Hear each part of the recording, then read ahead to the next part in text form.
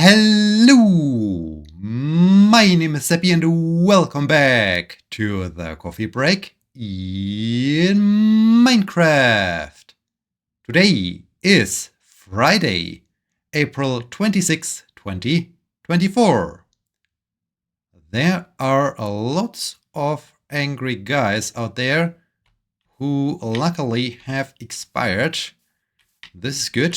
I am curious if they left something behind. I'm especially curious if the arrow dispensers have left something behind. So let's investigate. No, that's just a bunny. The arrow dispenser has left something behind. This was just a bone. Here I get 2 arrows. That's good. Alright. I'm not interested in the leftovers of the zombies I had to terminate before I went to bed last time. Alright, I am out at the spot where I can grow tulips. I'm here to just mark the spot with a sign and maybe remove some of the torches. I think I will use, use this elevated position for the sign. So let's take away the torch, get the sign. Spot of tulip growing. Spring Wonder. Dang. Spring Wonderland. No, that's not looking good. Spring Wonderland. Yeah, that's good enough. Okay. All right. Spot of tulip growing. Spring Wonderland. Fantastic. What do you think about it, Pig? Guess Pig is not that excited about it. Let's reclaim 2 of the torches. So there's at least 1 light that I can find the spot again in the dark if I need to. Let's break camp and walk back home again. I could grow some more tulips if I want to, but no, I think I have more than enough tulips. Let's quickly dispose of that stuff. Compass. Alright. Walking home again. Yesterday was a sad day. The day before, so on Wednesday, my old smartphone ran out of battery power. Since the end of last year, I transitioned to an iPhone. But I still used my old Samsung S something smartphone because the iPhone has no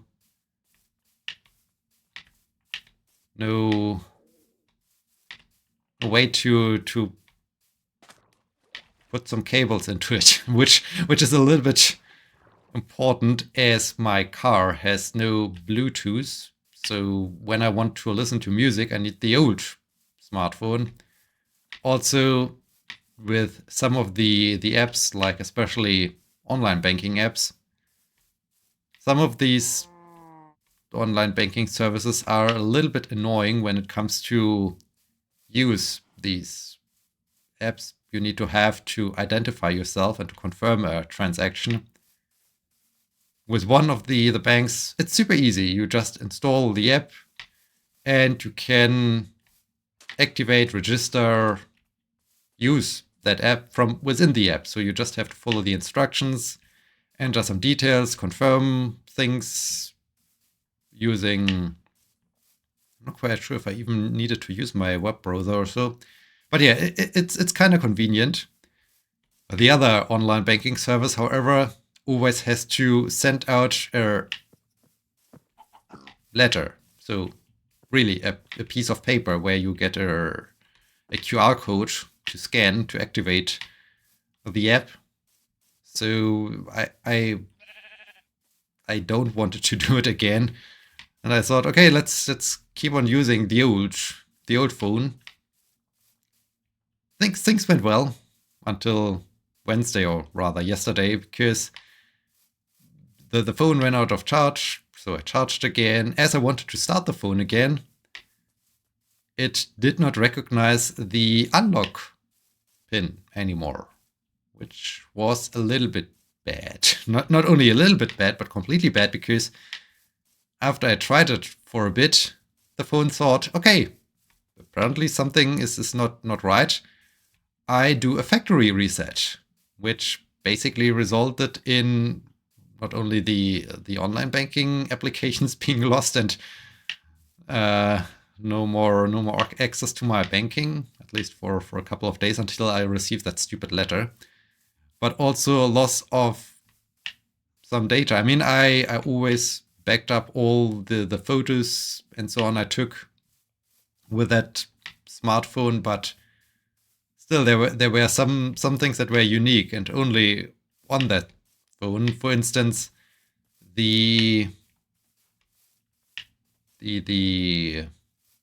Signal app for, well, using Signal, they unfortunately haven't had a way to transition from Android to iPhone, iOS, or vice versa.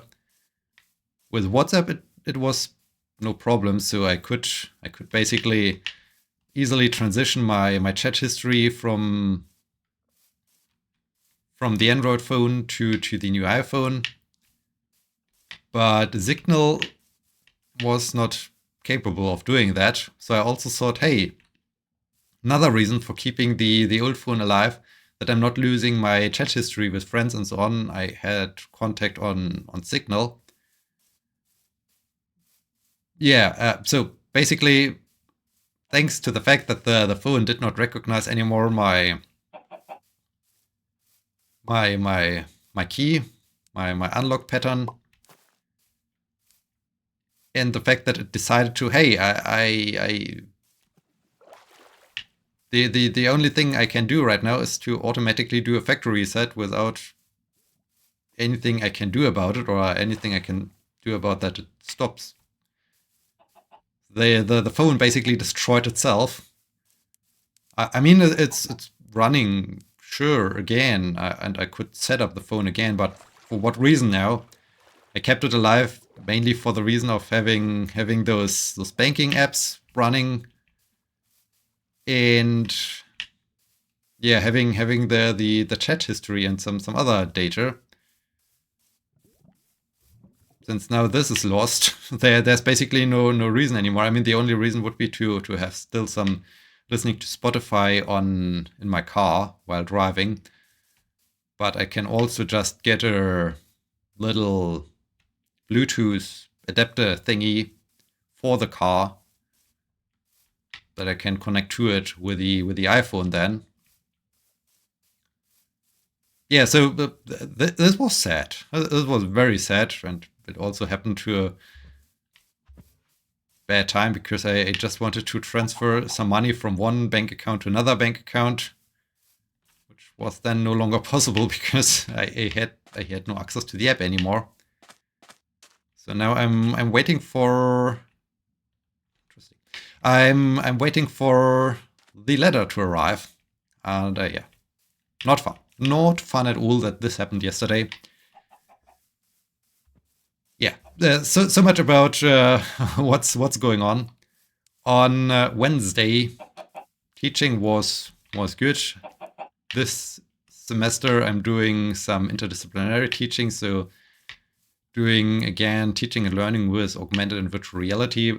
But this time, I do have not only the students of my program of studies, but also some students of, well, teacher programs. And this is super cool. They were all pretty excited. They were all interested, which I found pretty cool. They even participated in the discussions, which I like. And we even took a look at some things we have at our research group, because it just happened that I was talking a little bit about it during my teaching, and since they of course not weren't aware of these technologies and so on, I thought, hey, let's do some hands-on teaching. And after I was done with my slides, we ran a little bit through the hallways, entered some labs, so that I can really do some hands-on teaching. This was cool. So things seem to be well there. Yeah, I guess that's it for a short update. Last time I finished with the first day of my practical emergency response training program. We had to learn how to properly do radio communication or so, which on the one hand was really cool, solving those questions, riddles, running over through the hallways of the school. But on the other hand, it was also a little bit, long. Anyways, the first day, so day 1, April 2nd, was okay. Was a little bit weird with the fact that we had to be there 45 minutes ahead of time, basically, because they wanted us to sort out some documents and so on. Then nothing happened. But yeah, first day, okay. Day second day, April 3rd, 2024. This day was a lost day, basically. So we were all a little bit confused about why. So the day was all about showing us a little bit some fundamental skills you should have as a medic, like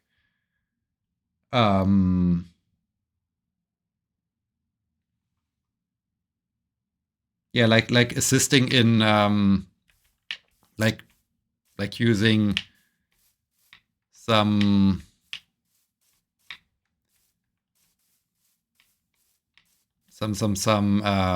electrocardiogram, putting on the electrodes correctly, doing some blood pressure measurements, how to use the suction device if you need to suck something, and how to secure the airways, how to assist breathing, and so on. I mean, that's definitely important, but the way how they presented it was a little bit like, okay, here we have all those things. Here you have a doll, a dummy, or puppet, where you can test it a little bit, and you will learn more once you're in your internship phases. So yeah, thanks. That's great. And so there was not even a problem, a scenario or something to solve. It was just like, take a look at the things, and yeah, you are done with this after 15 minutes or so. But each session was supposed to last 90 minutes. And then we were sitting there taking a look at those tools, devices, coming to the realization, okay, we are done with this. Can we leave now? And the teachers always were, no, we can't let you go now. So this was really a weird day. It was a completely weird day where we were thinking like, okay, what is wrong with you? We're all grown-ups. When we say we understood it, please either give us more content or just simply let us go.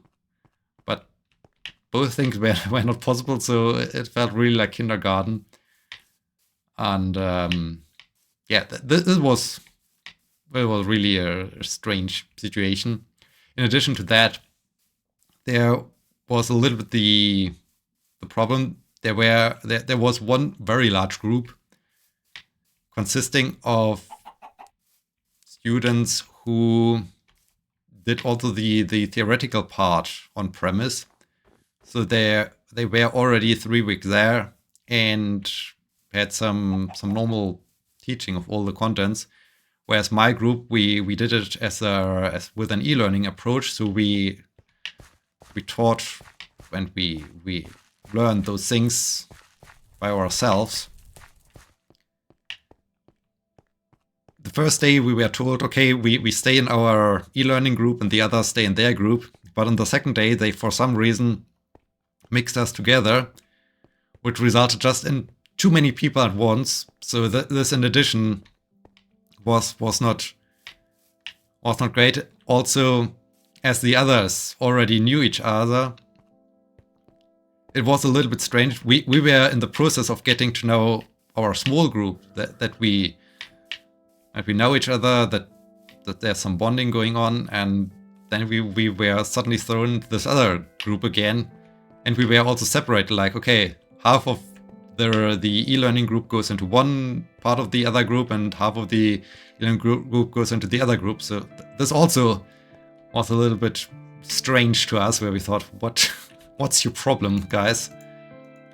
Yeah, so basically, first day was a little bit lost, especially with securing the airways and so on. Okay, we saw those things. We had nothing to do with the devices, so there was not really training. The only thing we then got told, you will learn it once you're stationed. Yeah, so much about the second day. The third day was a little bit better to some extent, but also not that exciting. So the third day, April 4th, was all about immobilizing a patient, how to properly take off a helmet, how to use a spine board, and how to apply a bandage. I mean, once again, very important skills. How to immobilize and how to remove a helmet and so on. This part was done very well. So we really had some hands-on experiences. We really had some. We were practicing how to attach a sling around the hips and the pelvis. Spider. Where's the spider? Around the pelvis of a patient. So this was fun. This was cool. The rest was not that great. I mean, one of the skills they might test in the final week is about applying a bandage to, well, basically a forearm where the hand got ripped off. So basically you just have the rest of the arm and you have to apply a bandage to it, which, okay, sure, is a skill that might be useful. I mean, applying bandage in general is a skill that is good to have. But yeah, the device or the prop, the arm thingy, the arm dummy, is made out of very slippery plastic. So this was already a struggle. And then the attachment of that thing was also wobbly. So it was pretty annoying to do it. I mean, everyone has to do it by themselves, so there's no cooperation. So this situation felt a little bit awkward. But okay, at least everyone could give a try there and could practice it a little bit. The final thing with using spine board and immobilizing patients and so on, I mean, we could also do some practice, but overall we were done with each of the things like after 60 minutes max. But again, the session had to last 90 minutes. So once again, we were asking, okay, can we either learn more or do more, or can we just go? Yeah. So the start was not really great, considering that the first 3 days felt a little bit like, okay, I seem to have learned nothing. Your entire approach seems to be a little bit disorganized, not as professional as you normally, as you claim on your website and so on. So everything was a little bit like, wow, that's disappointing. I expected more. I definitely expected more. The fourth day, April 5th, started with a quick 40 question multiple choice test to see if we, well, to basically give us a chance to assess how well have we learned, how well do we know something about all those topics. I myself thought more like a moss block. Oh, there's now moss in the game. That's interesting. That's the only thing that is interesting, but I think I will find moss at some point myself. So thanks for your offers, my friend. Not needed. Yeah, the fourth day started with this little test. I myself found it more interesting from the point of view like, okay, I got a sneak peek at how the tests are structured, how the tests are, what difficulty level I can expect. So I just thought like, okay, I don't care so much about the result. That's also basically how I approached the solutions. I just basically made a mad dash at the test. So we had 60 minutes of time to solve the test, and I don't know, 12-15 minutes after the test was handed out, I returned my test and said I'm done. So I really just went through all the 40 items quickly, and yeah, just answer them to really just get an idea how the test feels. In the end, with that mad dash, I still very well would have passed the test. I even was the best of the entire class, of our e-learning class, which was fun. I noticed, okay, I misread some of the questions because I quickly went through them. And at the same time, one thing I also noted that the questions were not super clear sometimes. So this was also a thing where I thought, okay, well, you could do a little bit of quality assurance that your questions and your answers are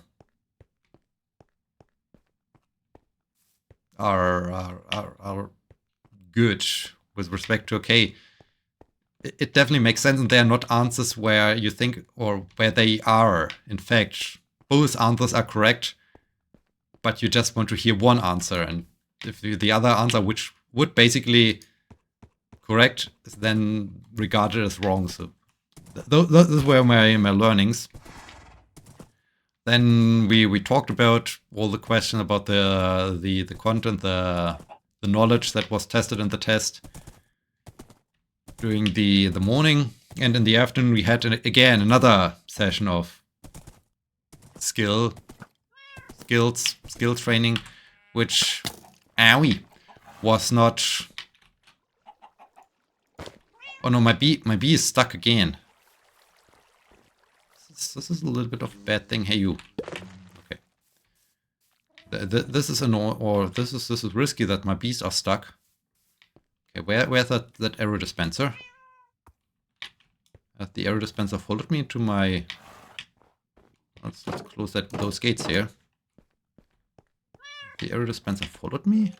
Aha, he has. Owie. Got him.